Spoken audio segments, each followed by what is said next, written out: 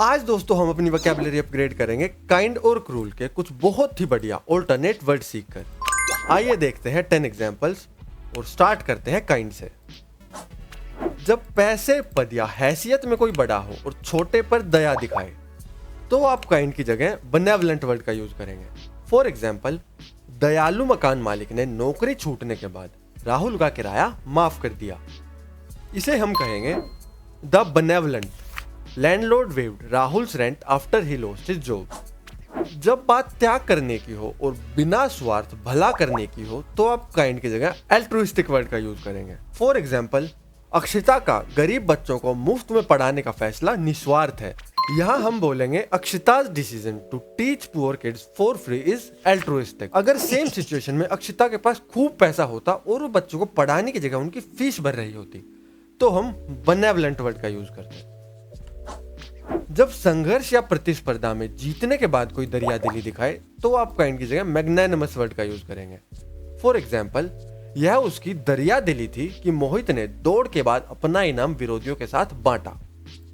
इसे इंग्लिश में कहिए, it is his magnanimity that Mohit shared his prize with opponents after the race.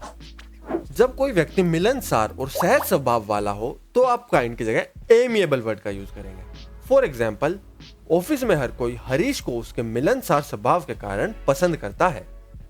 इसे आप इंग्लिश में कहेंगे, everyone in the office likes Harish due to his amiable personality.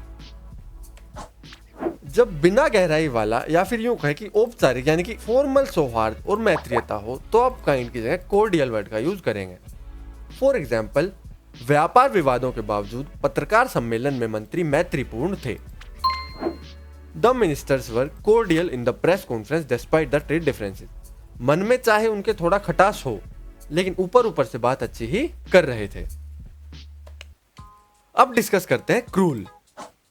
जब किसी के इरादे बुरे हो या नीयत बुरी हो और वो बुरा चाहने की इच्छा रखता हो तो आप क्रूल की जगह मलेवलेंट वर्ड का यूज करेंगे। फॉर एग्जाम्पल, राहुल के सीढ़ियों पर फिसलने के बाद रजनी के चेहरे पर एक दुष्ट मुस्कान थी।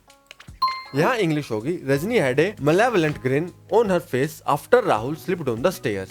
यहाँ पर malevolent वर्ड का यूज इसलिए किया गया है क्योंकि रजनी के मन में चल रहा है कि काश राहुल की टांग ही टूट गई हो। जब किसी काम से जानबूझकर नुकसान पहुंचाया जाए या गलत या बुरा किया जाए तो आप क्रूल की जगह मैलिशियस वर्ड का यूज करेंगे। फॉर एग्जाम्पल, गुप्ता परिवार के बारे में फैली बुरी अफवाहों ने सभी पड़ोसियों को उनके खिलाफ कर दिया। इंग्लिश में हम कहेंगे malicious rumours about the Gupta family turned all neighbors against them। जब आप किसी निर्दयी व्यक्ति की बात कर रहे हैं जो सहानुभूति और चिंता व्यक्त ना करे तो आप क्रूल की जगह कैलस वर्ड का यूज करेंगे। फॉर एग्जाम्पल, निर्दयी संजीत अपनी सीट पर बैठा रहा जबकि गर्भवती महिला को खड़े होने में मुश्किल हो रही थी। इसे हम इंग्लिश में कहेंगे, callus Sanjeet kept his seat while the pregnant woman struggled to stand। जब अपने लक्ष्य को पाने के लिए कोई बेरहम या क्रूर बन जाए तो आप क्रूर की जगह रूथलेस वर्ड का यूज करेंगे। फॉर एग्जाम्पल, राजा की जीत की बेरहम कोशिश में अनगिनत लोग मारे गए।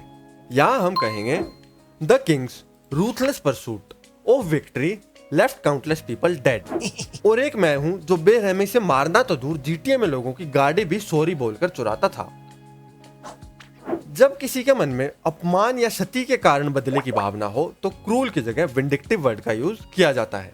फॉर एग्जाम्पल, दौड़ हारने के बाद युगांक ने प्रतिशोध में नीतीश की साइकिल पंक्चर कर दी। यहाँ पर आप कहेंगे, Yugank became vindictive and punctured Nitish cycle after losing the race.